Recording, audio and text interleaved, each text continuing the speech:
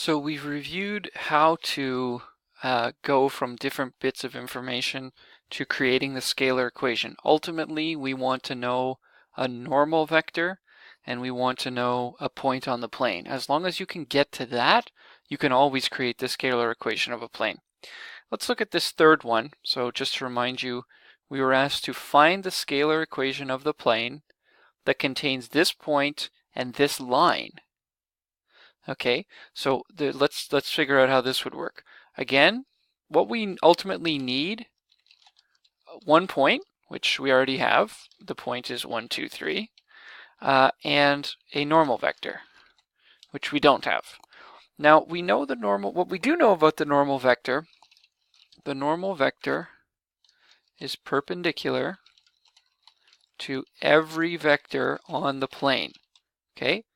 Now, if you think about it, this plane contains this line. So this line 601 plus t negative 3 negative 4 7 is on the plane.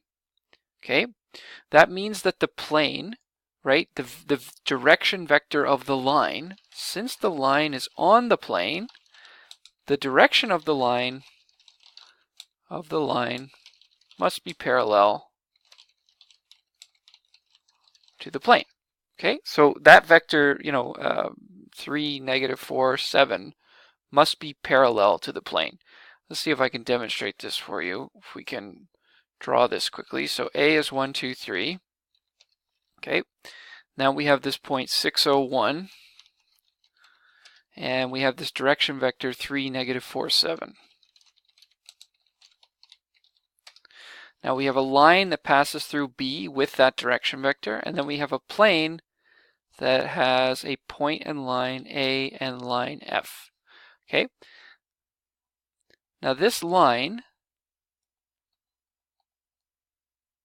right, you see how that line is on the plane such that its direction vector is parallel to the plane, right? So if the line lies on the plane, then the direction of that line must also be in the plane. Again, it's analogous to placing a pencil on your desk.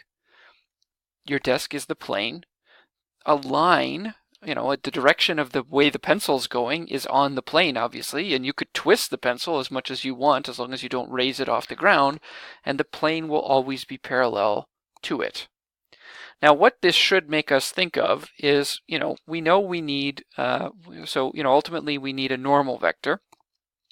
A normal vector is the cross product of two known vectors, and let's say, again, stress this, but non-collinear vectors on the plane. We already have one of them. We have M1, right? It's right here, 3, negative 4, 7. What we don't have is an M2. Right? But of course, if you just look carefully at this picture, right, it's not that hard to imagine where a second vector could come from. A second vector could come from any point on this line joined to point A. Right? Now, obviously, the easiest one to choose is simply to join point B. So let's go BA as vector B to A. And now we have a vector BA that is on the plane, right? It's parallel to the plane. It's not collinear with the direction vector M, right? So we have we've just found our second direction vector. They're not collinear, they're both parallel to the plane, so we can go ahead and take their cross product, and that will determine our normal. Okay, so M2, we're going to say, is equal to,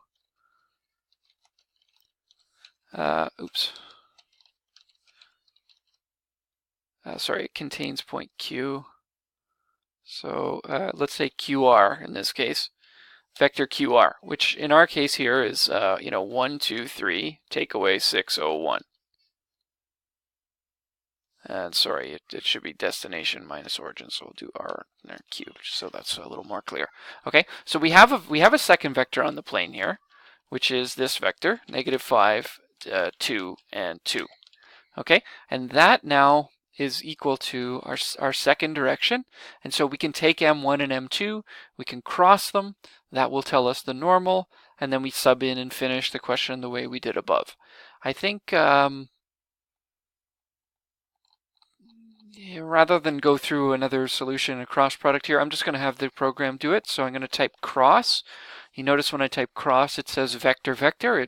I type cross, it wants two vectors to be able to cross. So I'm going to cross M with vector BA. That produces this vector here, 22, 41, and 14. I kind of like it being positive instead of negative, so I'm just going to cross them in the other order. So cross BA and M, and I can get the normal that's pointing the way that's where everything's positive. It doesn't make a difference, of course. You can work with either one, but ultimately your A number needs to stay positive. So, if you can flip your normal vector to make the X component positive, it's worth doing. So we're going to work with this vector, 22, 41, and 14. So let's just write quickly, A, B, C equals M1 cross M2, and A, B, C we found to be equal to 22, 41, and 14. Okay, now we know to create the equation of a plane, all we have to do is sub in the normal. So AX plus BY plus CZ plus D equals 0. 22x plus 41y plus 14z plus d equals 0. We need a point to be able to sub into this. So the point, we could either choose 601 or we could choose 123. Let's choose 601 just to demonstrate. So 22 times 6 plus 41 times 0 plus 14 times 1 plus d equals 0. Okay. Now the solution there, you get 22 times 6 is 12 plus 120, so 132 plus 0 plus 14 plus d equals 0. We get 146 plus d equals 0, and thus d is equal to negative 146. Just to show that this would work, let's go back up to this step and do it again with the other point. So instead of using the 601 point, let's use the 123 point. So 22 times 1 plus 41 times 2 plus 14 times 3 plus d equals 0. 22 plus 84 plus 42 plus d equals 0. 22 and 42 make 64. Sorry, I made an error here. That's 82, not 84. So we get 2, 2, and 2 makes 6. 8 and 2 makes 14, so we have 146.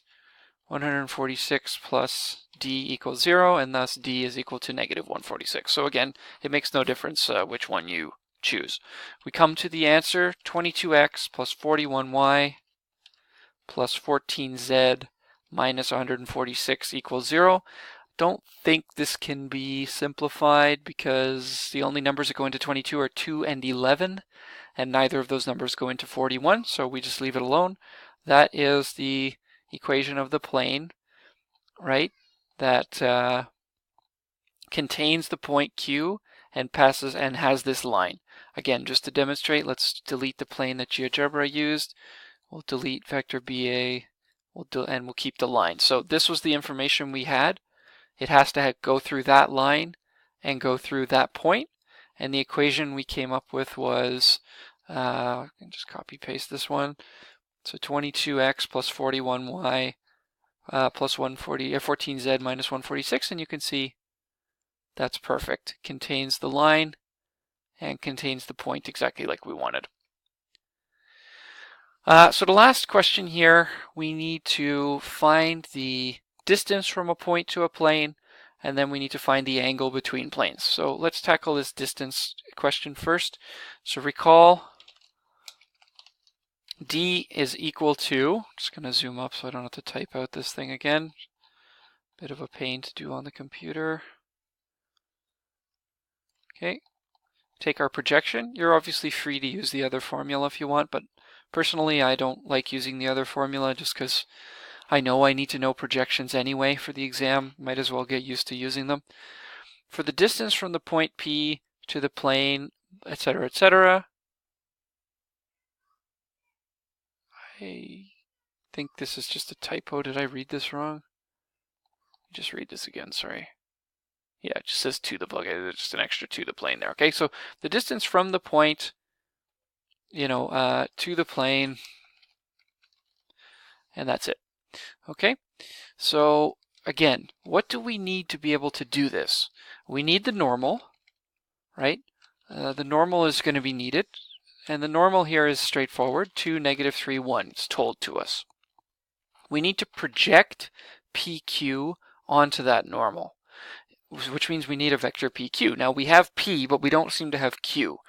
To create Q, we need a point that is on the plane. Recall, any x, y, z that satisfies the equation must be on the plane. Now, there's a very easy one to get here. We go 2x minus 3y plus z minus 5, plus z minus 5 equals 0. Let's ask what point 0, 0, z is on the plane, right? When x is 0 and y is 0, what would z have to be? We have 0, 2 times 0, take away 3 times 0, plus z, take away 5 equals 0. Thus, z take away 5 is 0. Thus, z equals 5. So the point 0, 0, 5 must be on the plane. Okay, now obviously you don't have to have chosen 0, 0, 5. You could have made up anything you want as long as it works with this equation, right? You could have chosen 1, negative 1, 0. That would also have been on the plane. Any point on the plane works, so it doesn't matter what you choose. I usually just choose an intercept because they're pretty straightforward. Okay, so what we're going to do here is we now know PQ equals destination minus origin. Okay, the destination, which is Q, is 0, 0, 5. Point P is 3, negative 2, 4. So we have destination of 0, 0, 5. Take away P, which is 3, negative 2, 4. And we get negative 3, positive 2, and 1. This, therefore, vector PQ is equal to that.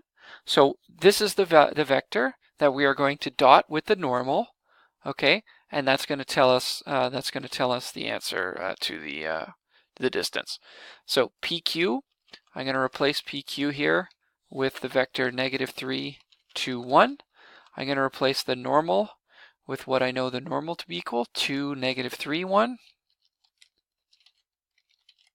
2, negative 3, 1. And on the bottom, to get the magnitude of the normal, we're going to get the magnitude of 2, negative 3, 1, which we know is going to be sort of squaring them and square rooting them. Okay, so let's hear the distance is equal to, on the top we need to dot, on the bottom we need to square root, and we go 4 plus 9 plus 1, right? 2 squared is 4, negative 3 squared is 9, and 1 squared is 1. So we get root 14 on the bottom. On the top, we get negative 3 times 2 plus 2 times negative 3 plus 1 times 1.